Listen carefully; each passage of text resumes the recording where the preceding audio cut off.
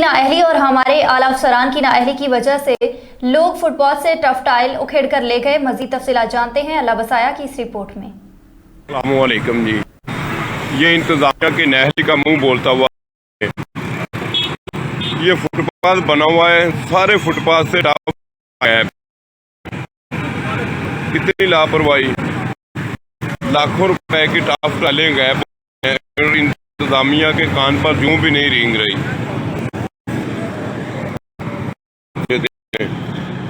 ये तकरीबन जितने जगह पे ये रेहड़ियाँ लगती हैं तमाम जगह से ना टफ टाइलें गायब है और इंतजामिया खाब के मजे ले रही